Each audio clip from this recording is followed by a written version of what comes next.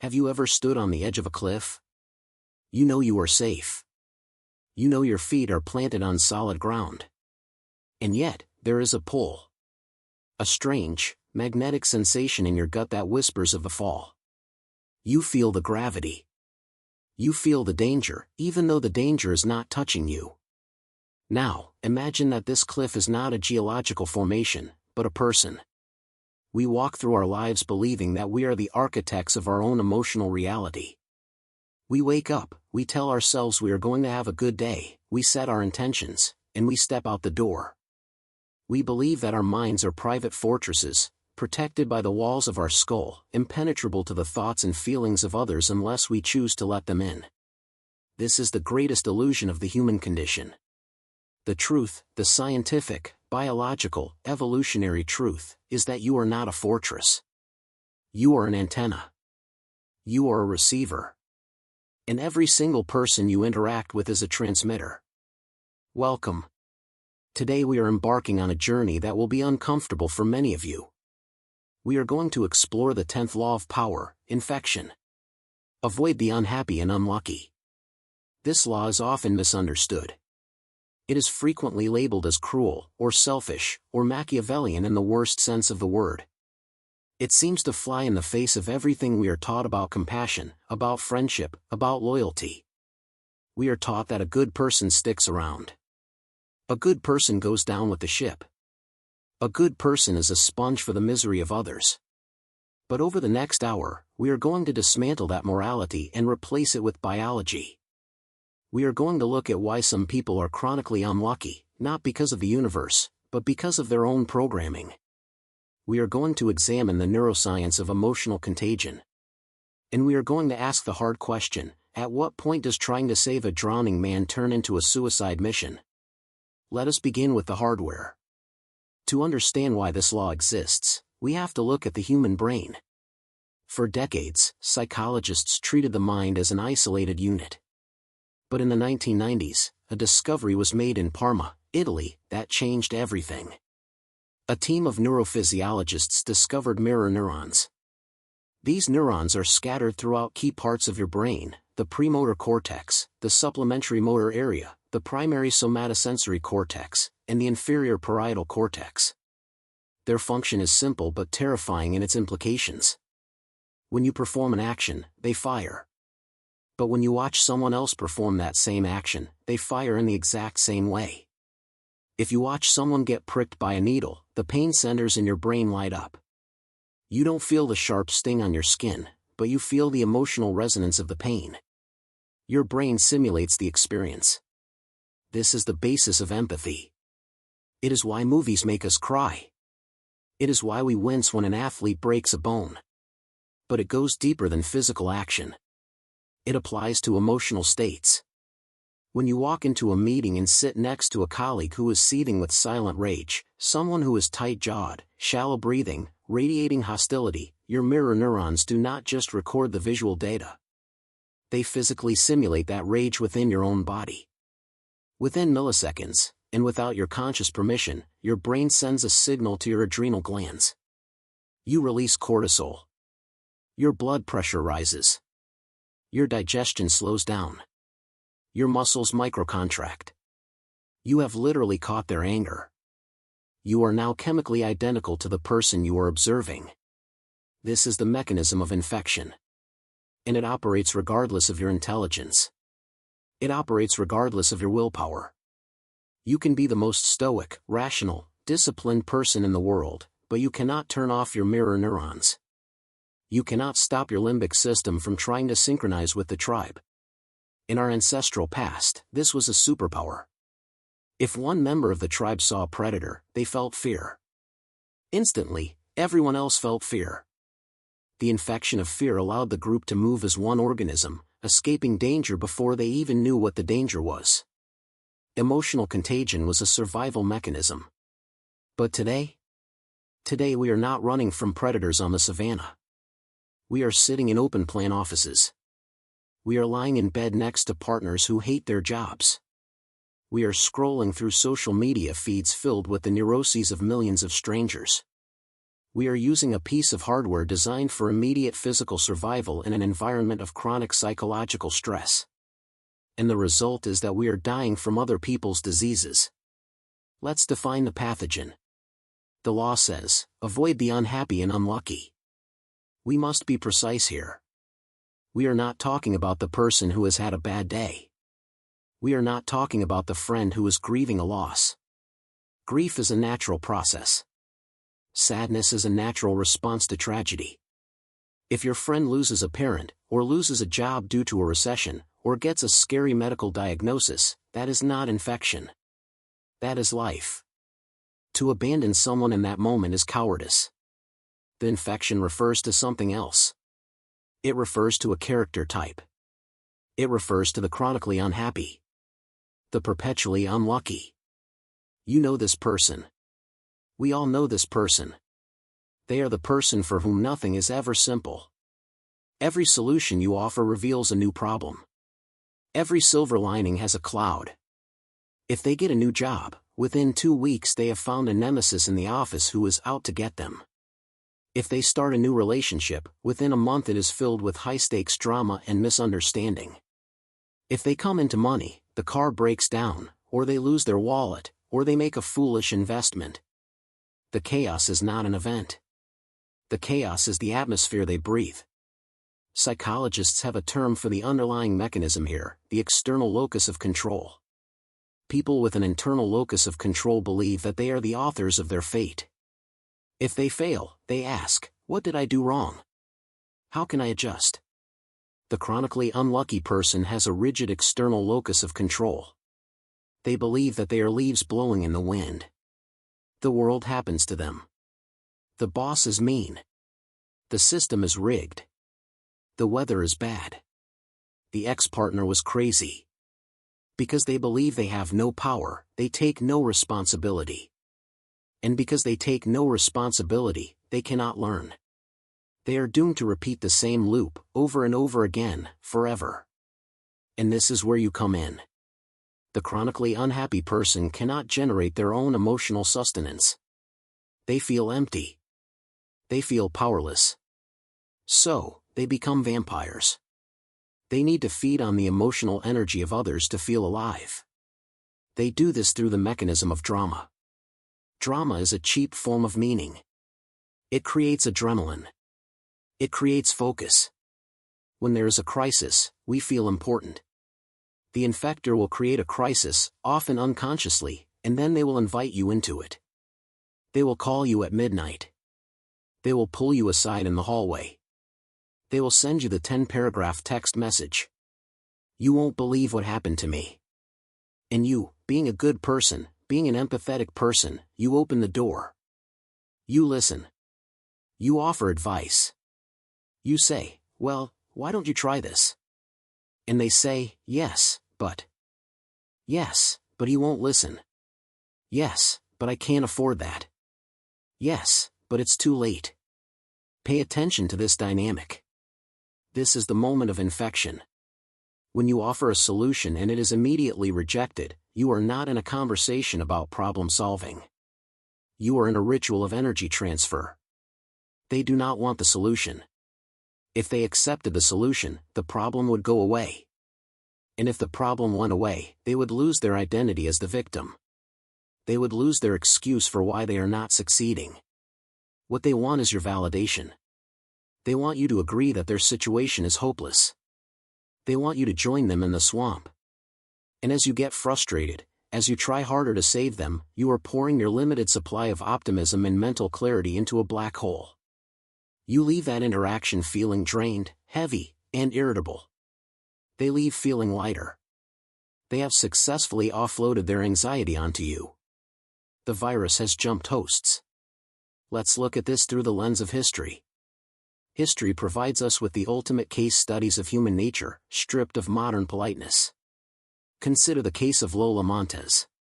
She is perhaps the most famous example of the infector in the 19th century. Lola was a dancer, though not a very good one. But she possessed a charisma, a magnetic intensity that was undeniable. Wherever Lola went, disaster followed.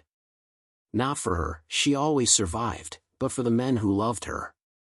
She seduced Franz Liszt, the great composer. He was captivated by her fire. But soon, her demands, her erratic moods, her public scenes began to drain him. He had to flee in the middle of the night, leaving behind a locked hotel room just to escape her energy. She moved on to King Ludwig of Bavaria. Ludwig was an older man, a lover of the arts, a stable monarch. Lola infected him completely. She became his mistress, and through him, she began to dictate policy. She was rude to his ministers. She created scandals in the street. She alienated the church, the university students, and the aristocracy. The king was so under her spell, so infected by her drama, that he could not see reality. He dissolved his parliament to protect her.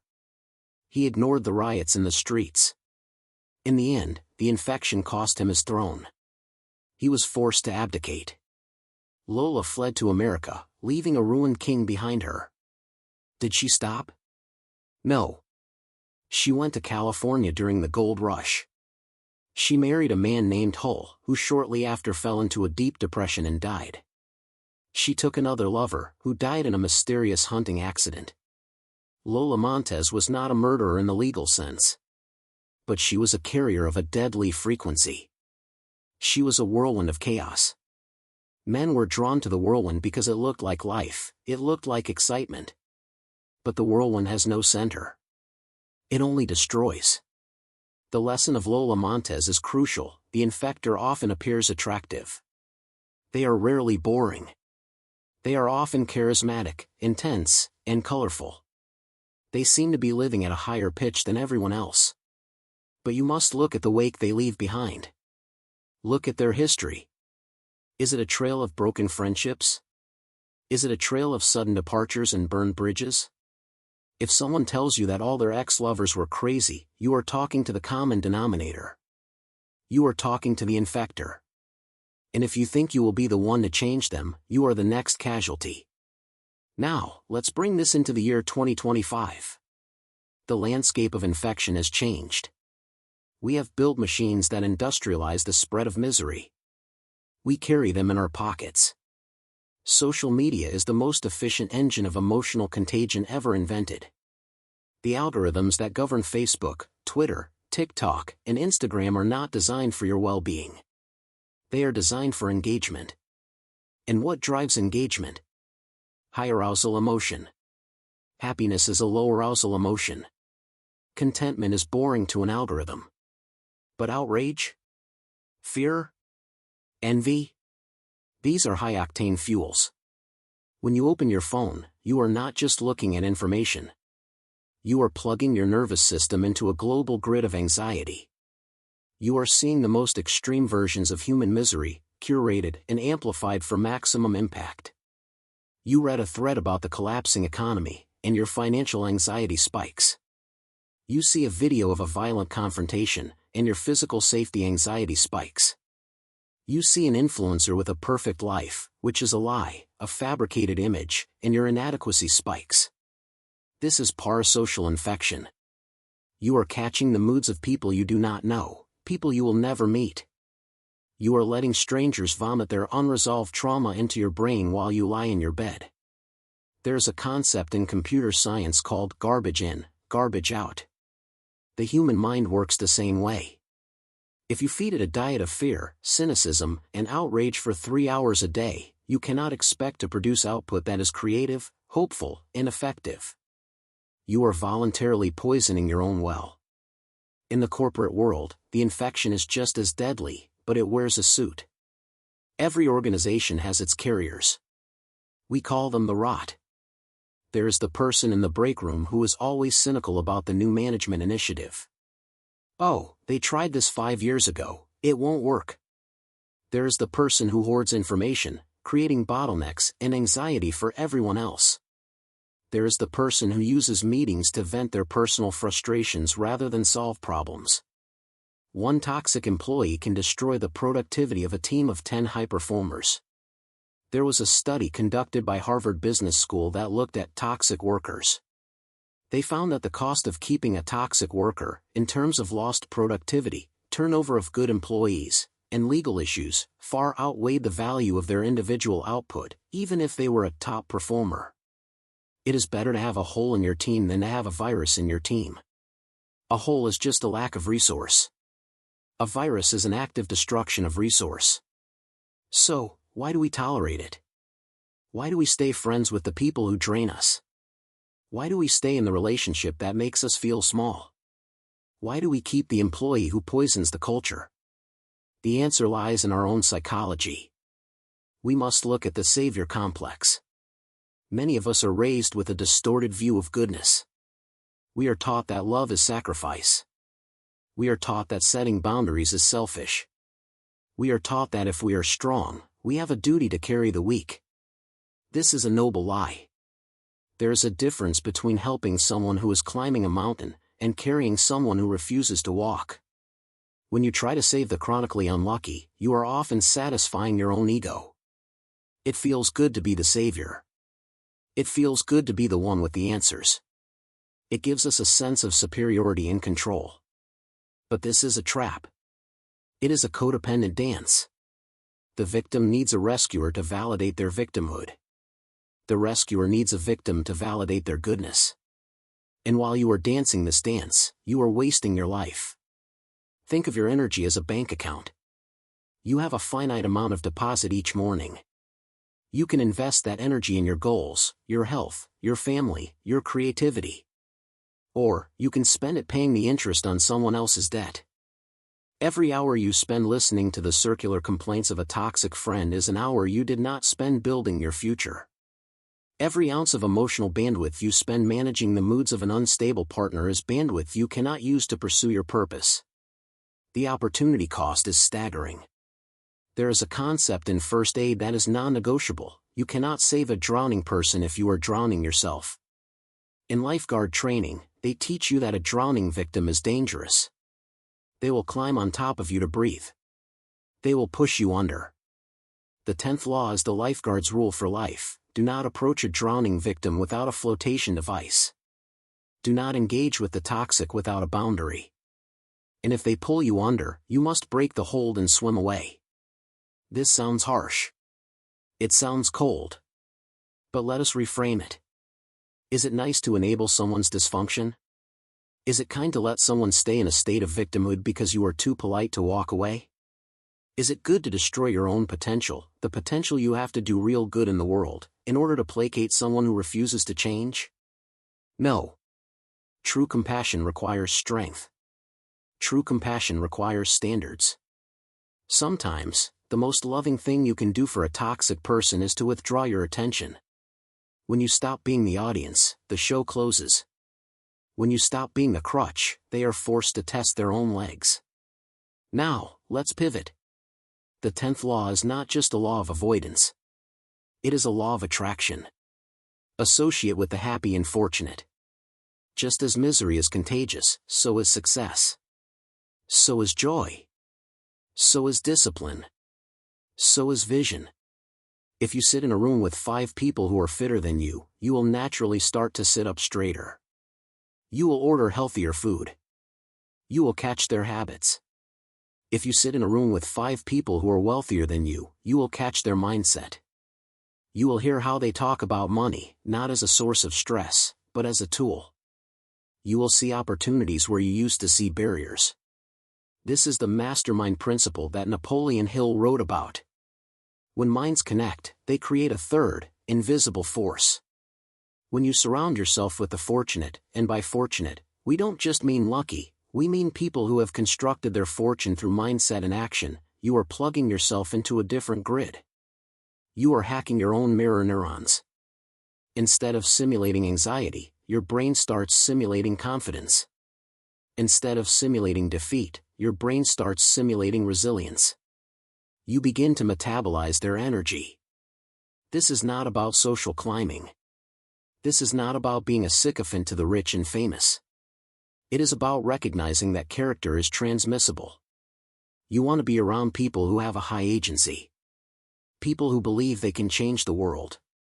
People who take responsibility. People who laugh easily. People who are generous with their ideas. When you find these people, latch onto them. Serve them. Add value to them. Make yourself a part of their ecosystem. Not to take, but to share in the circulation of positive energy. Let's talk about how to execute this. How do you actually clean house? It starts with an audit. I want you to visualize the 5 people you spend the most time with. The people you text, the people you eat with, the people you work with. Now, apply the afterburn test. After you spend an hour with this person, how do you feel? Do you feel energized? Do you feel clearer? Do you feel like you want to get to work? Or do you feel tired? Do you feel a vague sense of guilt? Do you feel like you need a nap or a drink? Your body knows the truth before your mind does. Your body is the barometer. For the people who drain you, you must make a strategic decision. For some, it means total quarantine. If someone is destructive, manipulative, or fundamentally malicious, you cut the cord. No explanation is needed. You simply disappear. You block the number. You change the routine. You protect your life. For others, the chronically unhappy who are not evil but just exhausting, you practice managed distancing. You control the dosage. You do not go to dinner, you go to lunch. You do not answer the phone at 10 p.m. You set a time limit. I only have 20 minutes, but I'd love to catch up. And when you are with them, you practice the gray rock method. Be boring. Be unreactive. When they try to hook you with drama, give them nothing to grab onto. Oh, that sounds hard. I see. Wow. Do not offer solutions. Do not get angry. Do not get sad. Be a gray rock. Eventually, they will get bored and go find a more reactive source of energy. But the most important part of the execution is not about them. It is about you. You must look in the mirror. Are you the infection? Are you the one who is always complaining? Are you the one who dominates the conversation with your problems? Are you the one who secretly resents the success of your friends? If you are, do not hate yourself. But recognize that you are repelling the very people you need to attract. The happy and fortunate will not associate with you if you are radioactive. You must do the work. You must shift your locus of control from external to internal.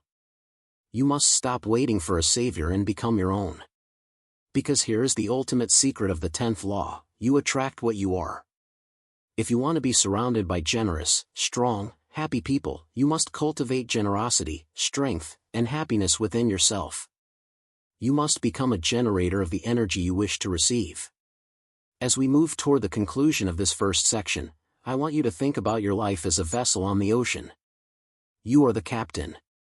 You have a destination. The people you allow on your ship will determine if you reach that destination, or if you drift aimlessly, or if you sink. Some people are anchors. They are heavy. They are stuck in the mud of the past. If you tie yourself to them, you will not move. Some people are holes in the hull. They slowly let the water in. If you do not patch them, you will go under. And some people are sails. They catch the wind. They propel you forward. They make the journey faster, easier, and more beautiful. The 10th law is simply this: cut the anchors. Patch the holes. Hoist the sails, ****. It is not just about power. It is about survival. It is about honoring the gift of your own life. You have a duty to your potential. You have a duty to the work you are here to do. Do not let that work be strangled by the weeds of other people's misery. Clear the soil. Let the sun in. And watch how fast you grow. We have established that emotions are contagious. We have established that the human brain is an open loop, susceptible to the moods and energies of others. We have established that the unlucky are often creators of their own misfortune, seeking to drag you into their chaotic orbit. But this raises a fundamental question. A question that often keeps us awake at night. If these people are so draining, if they are so destructive to our peace, why do we stay? Why do smart, capable, rational people remain in friendships with energy vampires for decades? Why do we stay in relationships with people who bring us nothing but drama? Why do we not simply walk away? To understand this, we must go deeper than logic. We must look at the chemistry of addiction. We often think of addiction in terms of substances. Alcohol, nicotine, opioids. But human beings can become addicted to patterns of emotion just as easily as they can become addicted to chemicals. In fact, the mechanism is nearly identical. When you are in a relationship with a stable, happy, consistent person, your brain releases a steady supply of serotonin and oxytocin. It is calm. It is peaceful. It is safe. But when you are in a relationship with a chaotic, unlucky, infectious person, the chemistry is different. These people rarely operate on a flat line. They operate in spikes. One day, they are in a crisis. The world is ending. They need you. You rush to their side. Your adrenaline spikes. You save the day. They look at you with teary eyes and tell you that you are the only person who understands them. In that moment, you get a massive hit of dopamine. You feel like a hero. You feel indispensable. Then, 3 days later, they are cold. They are distant. Or they are angry at you for some imagined slight. Your dopamine crashes. You feel anxious. You feel a withdrawal symptom. You start working harder to get that hero feeling back. You apologize when you did nothing wrong. You chase them. And then, suddenly, they are back. They are charming. They are loving. They are full of apologies. And your dopamine spikes again. Psychologists call this intermittent reinforcement. It is the most powerful conditioning force known to behavioral science. It is the same psychological principle that makes slot machines addictive. If a slot machine gave you money every time you pulled the handle, you would get bored. It would just be a transaction. If it never gave you money, you would walk away. But because it gives you a win sometimes, unpredictably, randomly, dramatically, you keep pulling the handle. You become obsessed with the handle. The chronically unlucky person is a human slot machine. Most of the time, they take your energy. They take your money. They take your peace. But occasionally, they give you a payout. They give you a moment of intense connection, or excitement, or validation. And so, you stay. You tell yourself it is loyalty. You tell yourself it is love. But it is not love. It is a trauma bond. You are addicted to the cycle of crisis and rescue. You are addicted to the high of being the only one who can tolerate them. The 10th law of power demands that you break this addiction. It demands that you recognize that peace is not boring. Peace is the prerequisite for power. You cannot build an empire on a foundation of earthquake. You cannot write a masterpiece on a desk that is constantly shaking. You must detox your brain from the need for drama. You must learn to find satisfaction in consistency, in reliability, in people who do what they say they will do, when they say they will do it. This brings us to one of the most dangerous environments for infection, the workplace. In our personal lives, we have some degree of choice. We can choose not to answer the phone. We can choose to break up. But in the workplace, we are often forced into close proximity with the infectious. We are assigned to teams. We are placed in cubicles. We are stuck in elevators. And the cost of infection in a professional setting is not just emotional, it is economic. It affects your career, your income, and your professional reputation. Let us analyze the office infector. They usually fall into a specific archetype, the cynic. The cynic believes that they are the smartest person in the room because they see the flaws in everything. When a new project is announced, the cynic rolls their eyes. We tried that 3 years ago, they say. Management doesn't know what they're doing. It's going to fail. They gather a little tribe around them in the break room. They bond over complaints. They create an atmosphere of us versus them. If you are an ambitious person, if you want to rise, if you want to create value, the cynic is your natural enemy. Not because they will attack you openly, but because they will try to infect you with their paralysis. They will try to make you feel naive for working hard. They will try to make you feel foolish for having enthusiasm. Why are you staying late? They will ask. They don't care about you. If you listen to them, if you let their voice get into your head, your output will drop. Your creativity will die. You will become just another cog in the machine of mediocrity. But there is a more subtle danger. The law of association works both ways. If you are seen associating with the cynic, if you are seen laughing at their jokes, if you are seen in their huddle, the fortunate, the leaders, the movers, the high performers, will assume you are one of them.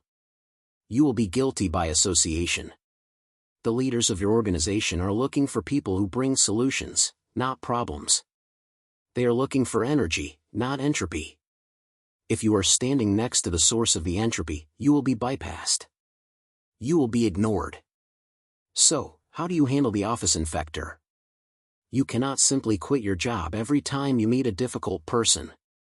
You must use the strategy of professional quarantine. You remain polite. You remain professional. But you withhold your interior life. You do not share your dreams with them. You do not share your frustrations with them. You do not gossip with them.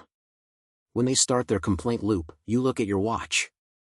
That sounds frustrating, you say. I have to get back to this report. You physically remove yourself. You put on headphones. You close your door. And you actively seek out the antibodies. In every organization, there are people who are immune to the rot. People who are focused on the work. People who are optimistic but realistic. Find them. Sit next to them. Eat lunch with them. Create a microculture of excellence within the macroculture of mediocrity. But now we must tread into the most difficult territory of all. The territory where the 10th law feels almost impossible to apply. Family. What do you do when the unhappy and unlucky person is not a friend, not a colleague, but a parent? A sibling? A spouse? This is where the infection runs deepest. This is where the guilt is weaponized with the greatest precision. I gave you life, they say. I am your brother, they say. Family is everything, they say. And often, they say this while they are asking for money they will never repay. They say this while they are emotionally abusing you. They say this while they are dragging you into their addiction, their legal troubles, their endless chaotic feuds. The concept of family obligation is often used as a hostage negotiation tactic by the infectious. They know that you have a deep, biological drive to protect your kin.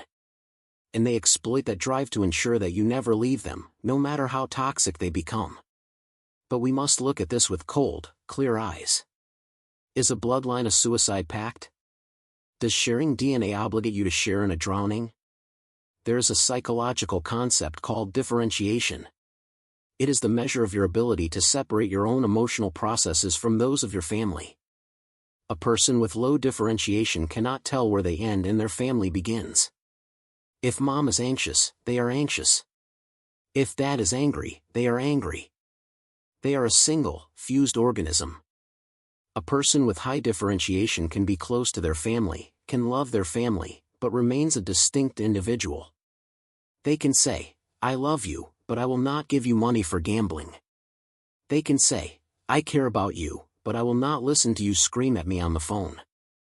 I am hanging up now. Applying the 10th law to family does not necessarily mean cutting them off, though in cases of abuse, it absolutely does. It often means redefining the terms of the relationship. It means moving from an enmeshed dynamic to a structured dynamic. Enmeshment is, we have no boundaries. Your problems are my problems. Call me anytime. Use me. Structure is, I am your son/daughter/sibling. I love you. I will visit you on Sundays. We will have a nice dinner. But I will not be your therapist. I will not be your banker. I will not be the dumpster for your rage. When you first set these boundaries, the infectious family member will react with extreme hostility. They will call you selfish. They will call you cold. They will tell the rest of the family that you have changed, that you think you are better than them. This is the extinction burst. It is the tantrum the child throws when the parent finally says no. They are trying to force you back into your role. They are trying to force you back into being the vessel for their anxiety. You must hold the line. Not because you don't love them, but because you cannot help them if you are broken. A doctor cannot perform surgery if they are infected with the same disease as the patient. You must be well to be of service. Let us pivot now to the metaphysical aspect of the law. The concept of luck. The law says, avoid the unlucky. This sounds superstitious. We like to think that luck is random. A roll of the dice. A lightning strike. But if you study the lives of lucky people and unlucky people, as psychologist Richard Wiseman did in his groundbreaking research, you find that luck is not a lightning strike. Luck is a skill. Wiseman found that people who consider themselves lucky share 3 distinct traits. Traits that are contagious. Trait 1, they maximize chance opportunities. Lucky people are open. They talk to strangers. They try new foods. They take different routes to work. They are constantly increasing the surface area of their life, giving luck more places to land. Unlucky people are closed. They are rigid. They stick to the routine. They keep their heads down. They decrease their surface area. Trait 2, they listen to their intuition. Lucky people trust their gut. If a situation feels off, they leave. If a deal feels good, they explore it. Unlucky people overanalyze. They get paralysis by analysis. They ignore the red flags because they are desperate, or they ignore the green lights because they are fearful. Trait 3, they expect good fortune. This is the most powerful one. Lucky people assume that things will work out. This makes them resilient. If they go to a job interview and don't get it, they think, that's okay, something better is coming. Unlucky people assume they will fail. So when they walk into the interview, they are stiff, awkward, and defensive. They create the failure they feared. When you associate with unlucky people, you are not catching a curse. You are catching a set of bad cognitive habits. You are catching the habit of being closed. You are catching the habit of ignoring your intuition. You are catching the habit of expecting the worst. And conversely, when you associate with the happy and fortunate, you are catching the skill of luck. You are watching how they navigate the world. You are seeing that when they miss a flight, they don't scream, they go to the lounge and make a phone call that turns into a new business deal. You learn that luck is often just the ability to reframe a situation instantly. The infection of good luck is real. When you are around optimistic, expansive people, you become more optimistic and expansive. You start seeing the world as a playground rather than a prison. And because you treat it like a playground, you find the treasure. Now, we must address the guilt of the survivor. As you begin to apply this law, as you begin to distance yourself from the toxicity, as you begin to cure the infection in your own mind, something strange will happen. You will start to succeed. Your energy will return. Your career will accelerate. Your relationships will improve. You will feel happy. And then, the guilt will hit you. You will look back at the people you left behind, the friends still drinking at the same bar, complaining about the same things, the family members still fighting the same wars, and you will feel a pang of shame. Who am I to be happy when they are suffering? Should I go back and try to pull them up? This is the final trap. This is the test of the 10th law. You must understand that you cannot pull someone up a mountain they do not want to climb. If you go back down to the swamp, they will not let you lift them. They will only pull you back into the mud. The only way you can help them, the only way, is to stay on the summit. Be the example. Be the proof that it is possible to live differently. Some of them will see you and hate you for it. That is their choice. But some of them, perhaps just one, will see you and ask, how did you do that? When they ask how, the door is open. When they ask how, they are no longer the unlucky. They are the student. And the student can be helped. The victim cannot. So, do not let guilt drag you back into the infection zone. Your happiness is not a betrayal of their misery. Your health is not an insult to their sickness. Your success is not a theft from their failure. You serve the world best by being your highest self. You serve the world best by being a source of clean, stable, positive energy. Now, let us zoom out and look at the macro infection. We are living in a time of global anxiety.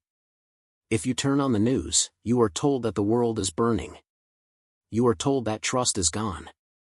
You are told that the future is bleak. This is a mass-scale infection event.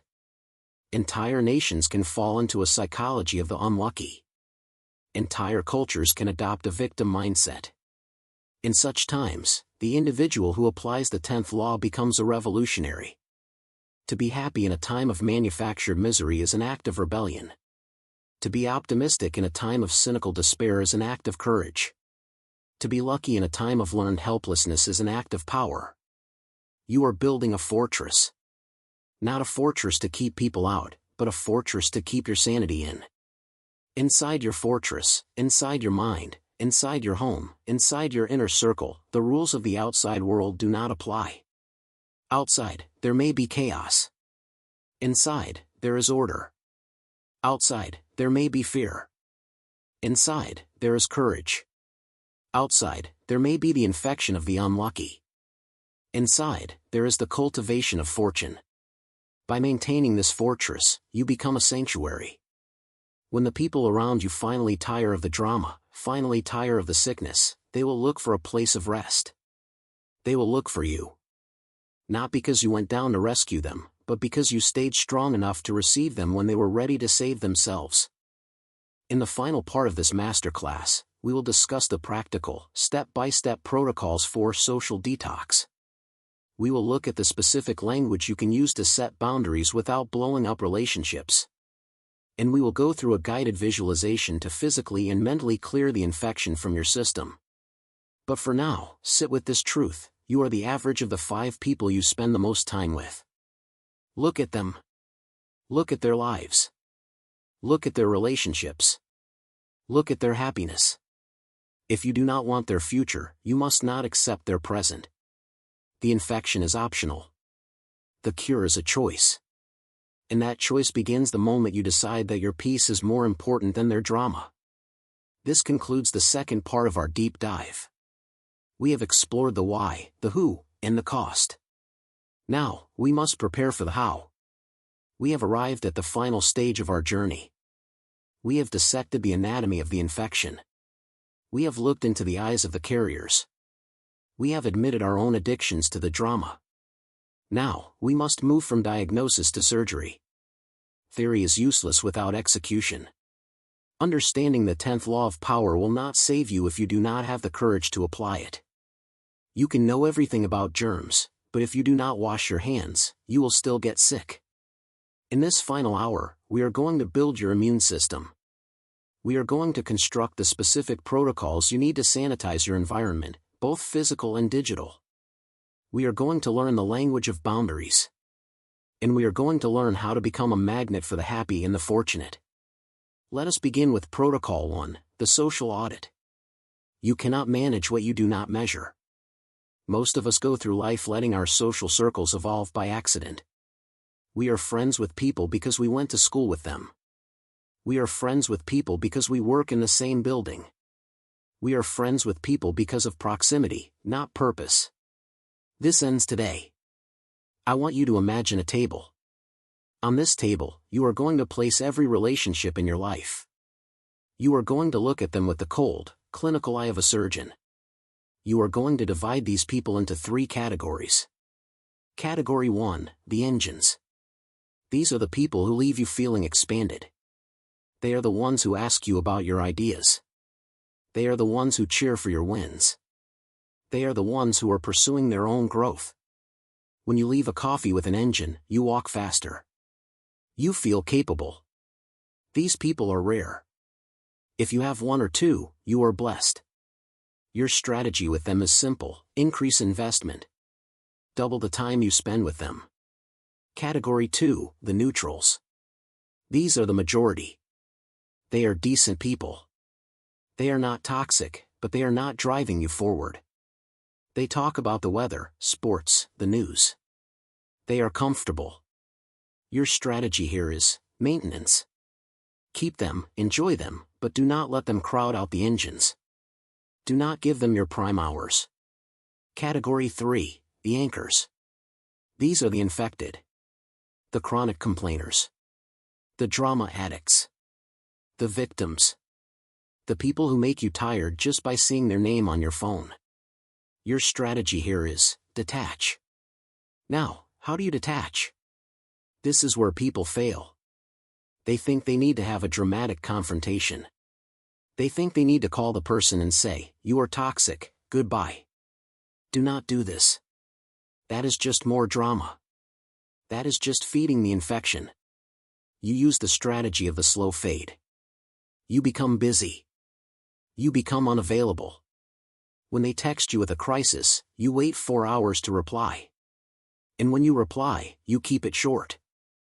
I'm sorry to hear that. I hope it works out. You stop offering solutions. You stop asking questions. You are slowly dialing down the oxygen supply to the relationship. Eventually, the anchor will realize that you are no longer a viable source of energy. They will not fight you, they will simply drift away to find a new host. This is the path of least resistance. It preserves your dignity and theirs. Protocol 2, the digital airlock. In 2025, your phone is the front door to your mind. And for most of you, that door is wide open, 24 hours a day. You must install an airlock. Go through your social media feeds. Look at every account you follow. Ask the question, is this account depositing value or withdrawing hope? If you follow political accounts that only post outrage, unfollow. If you follow influencers who make you feel inadequate, unfollow. If you follow people from your high school who only post vague, passive-aggressive status updates, mute them. You must be ruthless. You are the curator of your own reality. If you were running an art gallery, would you hang garbage on the walls? No. You would hang art that inspires. Your mind is the gallery. The content you consume is the art. Replace the noise with signal. Follow people who are building things. Follow scientists. Follow artists. Follow philosophers. Follow the happy and fortunate.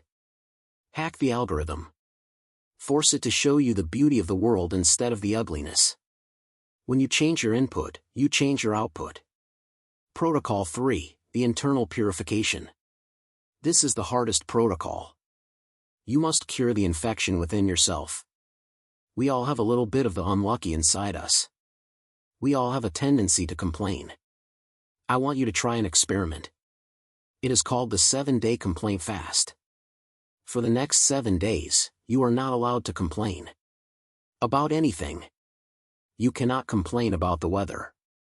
You cannot complain about traffic. You cannot complain about your boss. If you catch yourself complaining, you have to stop and rephrase it. Instead of saying, "I have to go to this meeting," say, "I get to go to this meeting and do my job." Instead of saying, "This traffic is terrible," say, "This gives me 10 extra minutes to listen to my audiobook." This sounds trivial. It is not.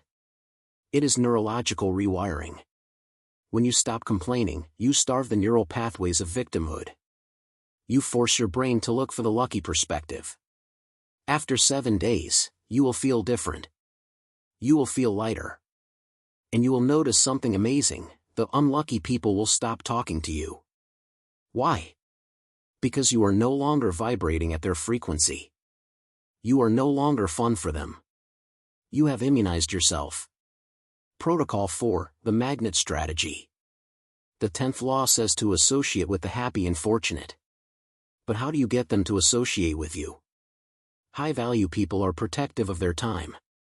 They are guarding their energy just as you are learning to guard yours. They will not let you in just because you want to be there. You must become a person of value. Don't approach a successful person and ask, "Can I pick your brain?" That is a vampire request. That is asking to take something. Approach them and ask, "How can I help you?" Offer a skill. Offer an idea. Offer enthusiasm. Be the person who brings good news. Be the person who arrives with a solution. Be the person who smiles. Optimism is a magnet. Competence is a magnet. When you embody these traits, you do not have to chase the fortunate. They will recognize you as one of their own. Now, I want to address the fear that is rising in you. The fear of being alone. You might be thinking, if I cut out all the toxic people, if I distance myself from the complainers, who will be left? I will be sitting in an empty room. This is the fear of the void. But you must understand, the void is necessary. You cannot fill a cup that is already full of dirty water. You must pour it out first. Yes, there will be a period of silence. There will be a period of solitude. Do not be afraid of it. Embrace it. That silence is the sound of your own healing.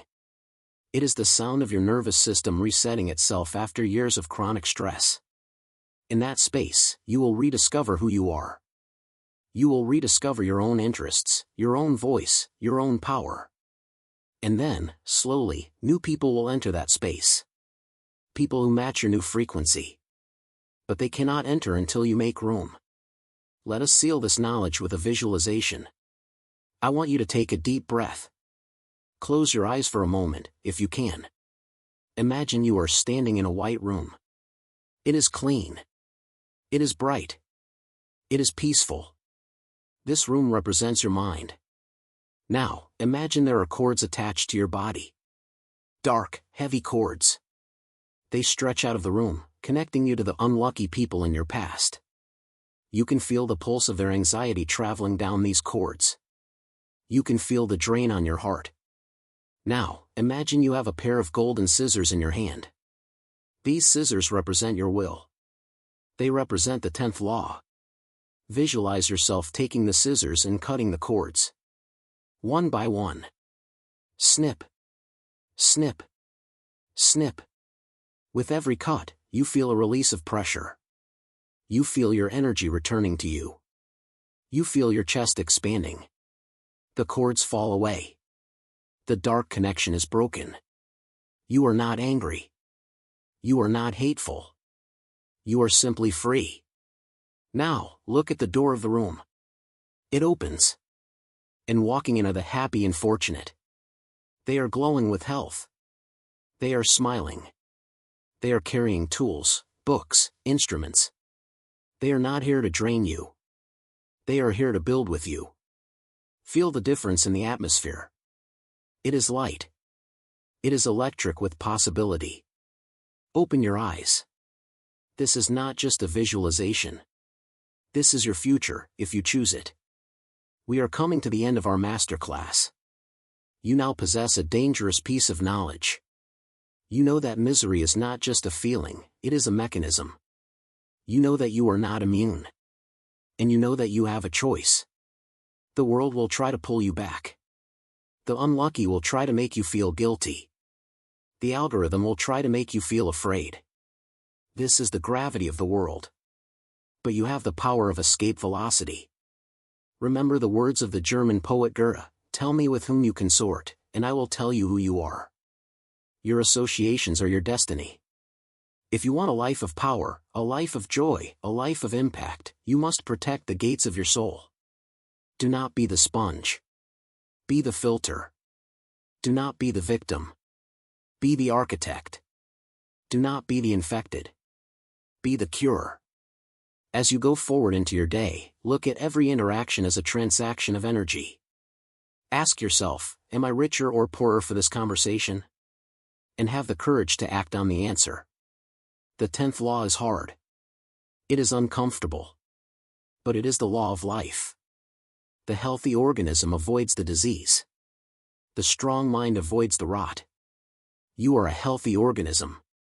You are a strong mind. Live like one. Avoid the unhappy and unlucky. Associate with the happy and fortunate. And in doing so, become the person that others are lucky to know. This concludes our session. The work is now yours to do. Go, and build your fortress. Good luck.